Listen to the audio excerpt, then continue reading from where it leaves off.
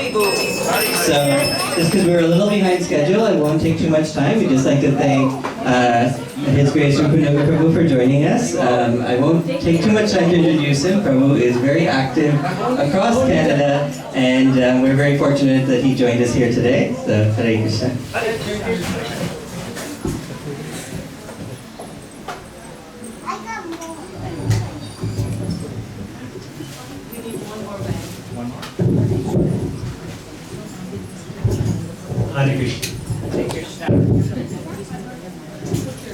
Shri Jagannath, Shri Baldev, Shri Bhakti Subhadra Maharani ki jai. Jagannath Snan Yatra ki jai. Namo Vishnupadaya Krishna Krishna Pudari Subhadri Namaste Saraswate Devi Gauravani Puchani Nirvishesha Shrimati Paschata Vishata Jai Shri Krishna Chaitanya Prabhu Nityananda Shri Advaita Gadadhar Shri Vasadi Gaura Hare Krishna, Krishna Krishna, Hare Hare, Hare Ram, Ram Ram. Please repeat after me. Om Namo Bhagavate Vasudevaya.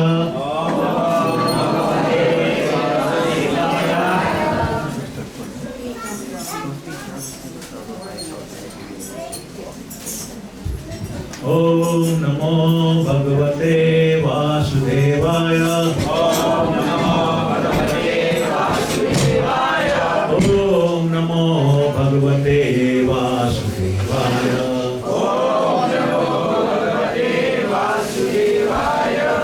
Hare Krishna. So once again, let's celebrate the wonderful auspicious occasion of Snan Yatra of Lord Jagannath, Lord Baladev, Shri Bhakti Subhadra Maharani. So today we're going to talk about the significance and the background of this particular occasion. What is it that we're celebrating? What happened today? When did it happen? So on and so forth. Now normally to explain this all would need more than an hour, but I have about 15 minutes. So I'm going to skip a lot of details, just give you the highlights, and if you have any particular questions after the class, we can discuss it. So I'm going to take you back to a very, very long time ago. One day, Lord Brahma, everybody knows Brahma, right? Yeah. Who is he? Forehead. What does, why do we know him? He's the secondary creator, absolutely. And he's creating all these bodies, 8.4 million different types of bodies. He's creating religion, all sorts of things. One day he had a sudden realization. And the realization was that, what am I doing? I'm creating this world where everybody's miserable. All sorts of bad things happen to people, inauspicious things happen to people. They're happy materially for a while, then they become unhappy again. And he got very depressed, started to cry. Brahma actually started crying from all foreheads, 8 eyes. And he was meditating upon the Lord, and the Lord appeared along with Mother Lakshmi and said, what can I do for you? And he explained his lamentation about whatever he's creating is basically, ending up in miseries for everybody. And he wanted to know, is there any place, anywhere in this universe, which is not destroyed when everything else is destroyed during the apocalypse? Is there any place where everybody is happy? Is there any place from where people don't have to go to hell and things like that? And the Lord said, yes, there is. And he gave him the directions of that place. So Brahma went, walked long distance, traveled in space long distance, and he came to this place. A very beautiful place, full of nice trees and lakes and flowers and everything. And he was standing there admiring the place, and suddenly he noticed there is a crow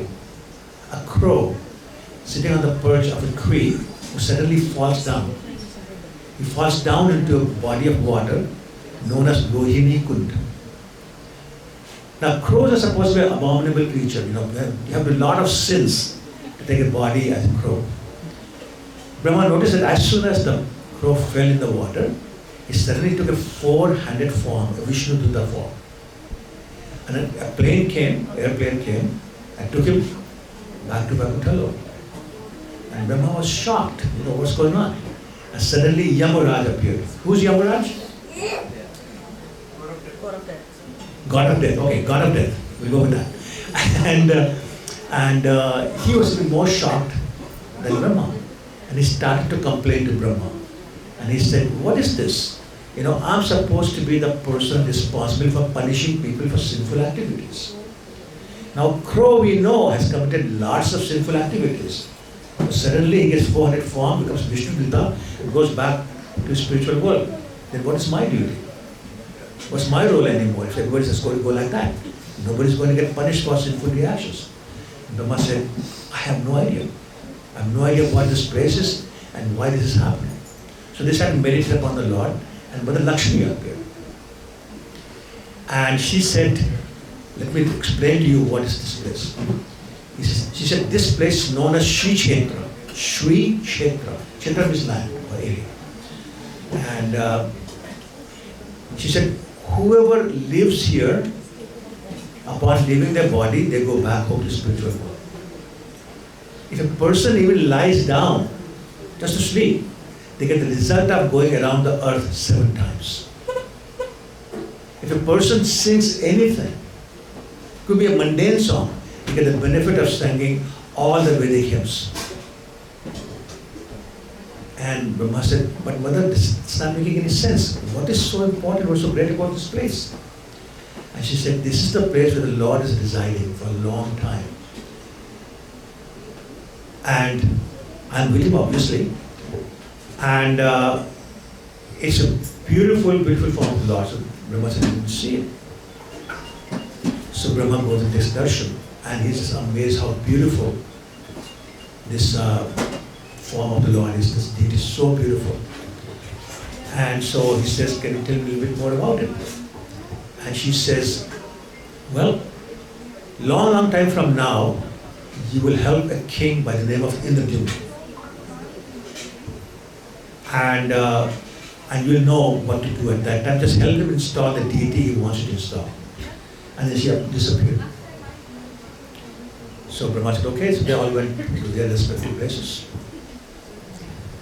And then this story was being told by a lot of sages they were discussing. And Gemini Rishi was the head of that group and was explaining all this. There were some people who were in that group and they started to travel and they were telling the story to other people also. Then some descendant of somebody, again as a group of mendicant, they were traveling and they came to this kingdom known as Avantinagar. The king's name was Indradyumna. He was a very pious, very religious king. You see, invite these people to come and discuss Lord Krishna's pastimes and other Vedic pastimes, spiritual pastimes. So one of them mentioned this name. Anybody remembers the name of Lord Jagannath before he became Jagannath? Neelamadhav, exactly. Neelamadhav. And she described that apparently there is this place called Nilachal. In that place, Nilachal, there is a cave called Niladri. In that cave Niladri, there is a beautiful blue deity of the Lord, Neelamadhav. And describe how beautiful it is. So King Rhythm said, I want to see. I want to take darshan of this deity. And they said, well, we have no idea. We have heard this story from generations, but we have no idea what this place is. So the king said, I want to find out. And he sent his soldiers different directions. And his prime minister said, you know what, you should also send my brother.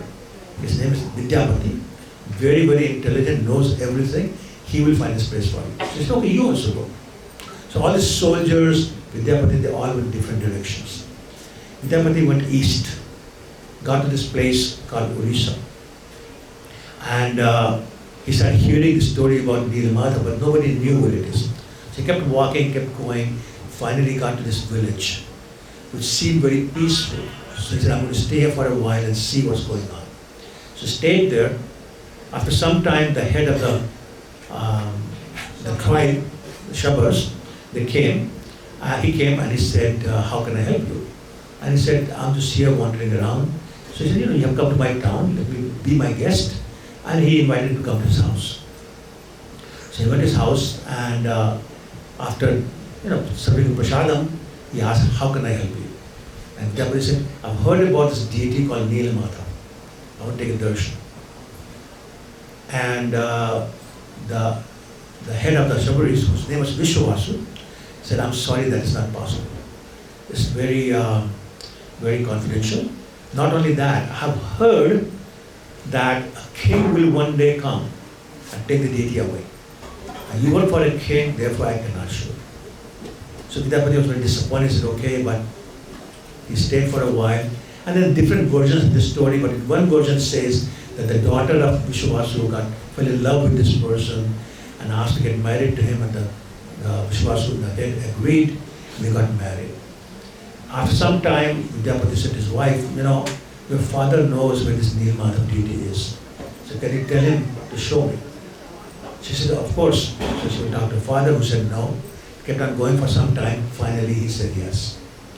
And he said to Vidyapati, I'll take you there, but I will blindfold you because I don't want you to be able to tell anybody where this deity is. She said, okay. So he blindfolded him, but his wife said, here's mustard seeds, put them in your pocket. And as you're being taken, just throw them a little bit all along the way, because when the rainy season comes, they'll go and you'll see the whole bunch of plants of mustards, and then you will find a way back. Okay. So he went, got the darshan, amazingly beautiful Nilmadhav darshan. Very, very happy. And then he put the blindfold back and brought it back. And he went to the king. And he said, yes, I have seen. I have never seen anything more beautiful than this. This absolutely gorgeous deity, you can't see it. He said, yes, let's go. And literally packed up, and the whole kingdom left. They walked to this place. We got to this place. Beyond this, I don't know, but let's follow the trail of the mustard trees. So they went to follow. They went to the cave. They went inside. They went to the altar. And guess what? There's no Nilmadhav. The God's gone. And then he was crying, saying, I come all the way here, my Lord, you can't do this to me. Please give me a darshan, otherwise I'm going to kill myself. And he said that, there was a voice from the sky, Akashvani. He said, King, do not despair. This was my plan. I am here on this earth as Nilmadhav during the first 50 years of Brahma. He's just about to start his 51st year. On his birthday, on Brahma's birth, 51st year, I'm going to appear in the form of a log in the ocean.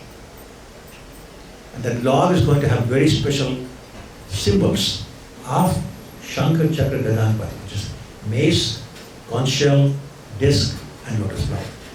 You see that, bring that in and carve that into my deities. And you'll have same darshan as Nilmadhav. So he said, okay. He had to wait. After some time, he saw a log, beautiful big log with carrying all his marks. So king was very happy. He said, let's bring it in. They tried and tried and tried. There were thousands of soldiers, thousands of elements. Tried to pull the log in, they could not do that. So people said, oh, now what do we do? And again another voice from the sky said, you get Vishwavasu, the head of the Shabris, his daughter and her husband Vidyapati, get the three of them to pull the log. You'll be able to do that, put them on a cart, take it to your palace. And then find a carpenter to carve it. So they did that rather easily, brought the log to the palace, and they said, okay, let's find a carpenter. Many came, nobody could carve anything, because as soon as they put the chisel on the log, it will break. Chisel will break. Finally, an old man came, said, I will do it. That man was Vishwakarma according to one version, and another version is Krishna himself came as a carpenter. Either way, it doesn't matter. And the carpenter said, I'll carve it, but one condition, give it 21 days. Do not give me, do not disturb me in those 21 days. I don't want any water, I don't want any food. Just leave me alone. Keep the door locked. He said, okay. 15 days went by. Suddenly, no sound of chisel or the hammer, nothing. And the king's wife, Queen Gundicha was her name. She started getting worried. I mean, women are lots more soft-hearted than men are. So king was fine. Oh, don't worry, he'll be fine. I said, no, old man, not eaten anything 15 days. I don't want him to die. So there was this argument going on, and finally the king said, okay, I'll do what you want me to do. He opened the door. As soon as he opened the door, the carpenter turned around and said, I told you not to come here. He disappeared. And the king saw the deities look like unfinished deities to him. But we all know the story, the end of the story. That was the appearance of Lord Jagannath, Lord Baldev, Mother Subhadra, as we know them today, as we saw them today. So I want to go back to 2 points. One is, the day the king saw the log in the ocean is also known as Snan Yatra. It's also known as the appearance day of Lord Jagannath. So today we are actually celebrating the appearance day of Lord Jagannath. It's his birthday today. I don't know how many of you knew that. So that's yeah. Happy birthday, Lord Jagannath. Lord Baldev is very similar. And the king was saying, but I'm so sorry I interrupted the carving of the deities. Now we don't have full deities. He was crying and crying and crying, and the queen was feeling even worse. She kept saying to her husband, I'm so sorry I made you do this. As a result, now we have incomplete deities. So then the happy wanderer, the sage came. Who's the happy wanderer sage? Narada Muni. He showed up. He always showed up at the right time at the right place. He said, do not worry. There's a story behind this also. And the story he told was that long time ago, when Krishna was living in Dwarka, along with 60,108 wives, he would be all constantly remembering Radharani, gopis, other friends in Vrindavan, Yashoda, Nanda Maharaj. And the queens could not understand why, but they loved him so much, they served him so much. Why is he always remembering Vrindavan? So once they had an occasion, they saw Mother Rohini. And they said to Mother Rohini, everyone knows Rohini, who's she? Lord Balaram's mother, yeah, exactly. She said, they said, you were there when Krishna was having his pastimes. So can you please tell us about his pastimes and why is he so attracted and attached to his friends and relatives in Vrindavan? So she said, okay, I will tell you, but this is very confidential. So I want a closed room, I don't want anybody else. And this Subhadra is a sister. She's a sister, she's not allowed to hear those kind of pastimes. So we want her out. So they threw Subhadra out. And all the other 16,108 wives and Mother Rohini sat down to tell the story. Now you know Subhadra is very curious, right? So she said, okay, I'm not in the room, but I'm outside the room, but I'm going to put my ears against the room and hear what's being said. And she was listening. Lord Balaram and Lord Krishna were at their office. What's the name of the office? Anybody knows? No, the office. Dwarka they were living in. No. Sudharma. That was the name of the office where they lived, they worked. So there, they knew right away that our pastimes are being discussed. So they left the office. Okay, today we're going to work from home. And they came all the way to their palace. And they saw that at the door, but they're sitting with their ear against the door. And they said, what's going on? He said, shh. Sit down, listen, don't disturb. So they said the same thing. An amazing transformation happened as they were listening. They felt so much ecstasy, the hand went inside their body. The legs went inside their body. The eyes were so wide, like a child in amazement, the eyes were so wide. How can this be? But they were so happy listening, they had ear-to-ear smile. As they were listening to the story, their form stayed in that way. And then once again, our happy wanderer sage showed up. Narada. He saw this form. He offered obeisances and expressed amazement at the form he was seeing. And by then, they had come back to their original form, Krishna, Balaram, Subhadra. And they said, Narada Muni, you're looking kind of amazed. Anything happened? Did you see anything? And Narada Muni says, Prabhu, you know what I saw. So I said, oh really, was something wonderful? Prabhu, you know, why are you tricking me? They said, okay, fine, what do you want? Narada said, my dear lordships, I just want one benediction from you. The benediction is that the form I have seen today please make it visible to everybody else in the world, forever and ever and ever. The Lord said, okay, you are asking for it, so be it, the task. So now to explain in the Divya, coming back to the story, that is the form the Lord wanted to manifest to everybody, and that is why this whole pastime was done. So this is why now we have permanent vision of the Lord, their Lordship, Lord Krishna, Lord Balaram, Subhadra, the form that you're seeing today, the whole background of that story is. So the one reason for Snan Yatra is the first day and Divya saw the Lord in the ocean. Now he's got his deities. He says, I've got deities I have to install. So Narada said, meditate upon Lord Brahma. He had been told long time ago to help you with the installation.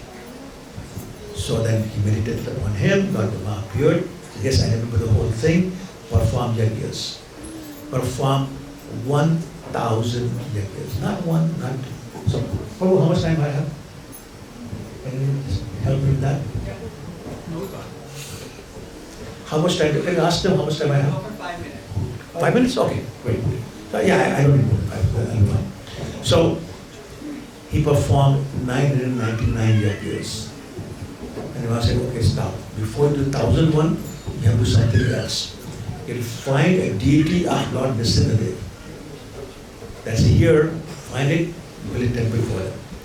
So he went around, found the deity.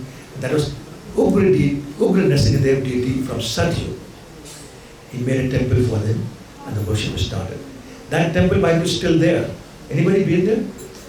It's behind the Gundicha temple, but there are two Nrsimhadev deities. So have you seen that one behind? That's like, oh, yes. So in the front you have what's known Shanta Nrsimhadev, very peaceful looking. But if you're really lucky and nice to the pujaris, they'll take you inside and they show the deity behind the deity. That is Ugra Nrsimhadev, white in color, really ferocious looking. I mean, you get scared seeing that. But amazing deity and amazing appreciation. Next time you go to Puri, if you go for Mangal Aarti to this temple, it's behind Gundicha temple, and request the pujari get the opportunity to see this deity. Beautiful deity. Anyway, so that deity was installed by energy. And then the yajna started again. And then when the yajna finished, the bathing ceremony started. That's the Snan Yatra second time. So again, we are celebrating that occasion also, when for the first time, before the installation of these deities of Lord Jagannath, Baladev, Subhadra, Divya had the bathing ceremony. And it's mentioned in the scriptures that everybody from the whole universe, including the demigods, of course, Brahma and everybody else came, they performed the ceremony. Then it went on and millions of years went by, the whole long story. Finally, we have to current temple of Jagannath, where this ceremony is done also. Where they take, initially they used to take Lord Jagannath, Baladev, to the ocean itself. They don't do that anymore. Now what they do is they Snan Vedi within the campus of the temple. They take out the deities, the three deities, which are very, very heavy. Anybody who's seen the Jagannath Rathayatra, how the deities are taken out, they can realize how heavy they are and how difficult it is to carry them. But they carry to this place, Snan Vedi, where they are bathed with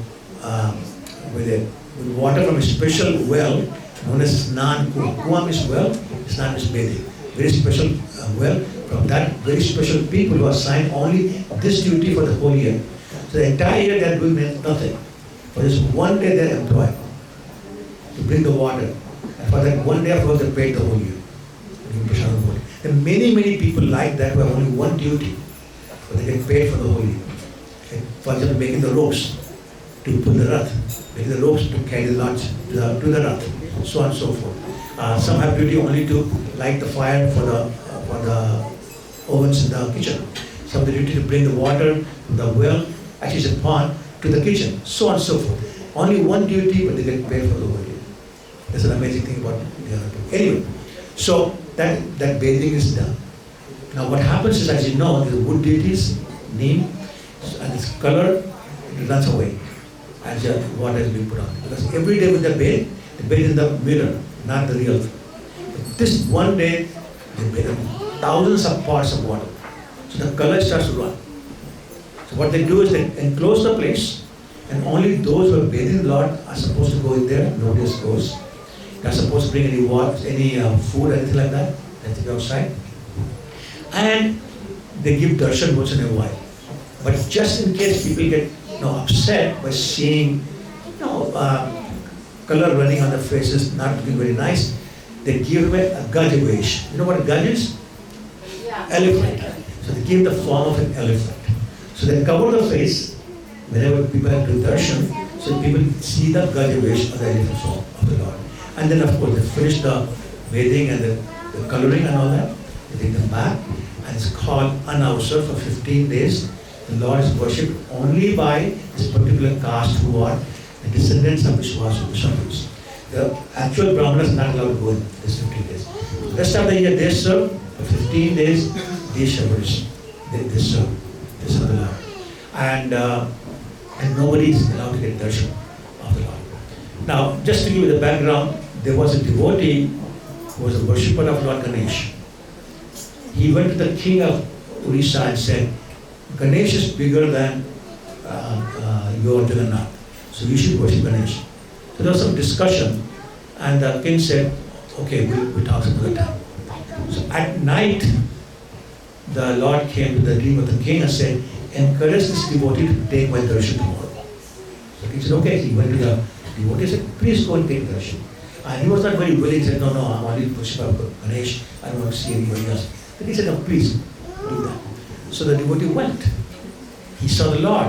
And what did he see? He saw the Lord in the form of an elephant. And then he realized that the Lord is actually the same. Actually, everybody else is a form of the Lord. And then we became lost devotee. Anyway, I think my time is up. So, once again, different reasons for celebration of Snan Yatra. And each Snan Yatra is also the appearance day of Lord Jagannath. So today, we're celebrating two occasions. The appearance day of the Lord and the bathing ceremony of the Lord, which causes him to pretend to be sick so he can. Another reason, sorry, I forgot to mention. Another reason is that he knows he's going to go on rathayatra. He knows his wife Lakshmi is not going to be happy. So he's going to spend 15 days exclusively with her to make her so happy that she will allow him to go for her. So that's the bribe he gives to his wife. So that's another reason for that. Okay? And then, like I said, if I had an hour, I could do a lot more. But anyway, that's basically the background of Snan Yatra. So let's celebrate that today. And Lord Jagannath ki jai, Lord Jagannath ki jai, Satan ki jai. Hare Krishna. Thank you so much.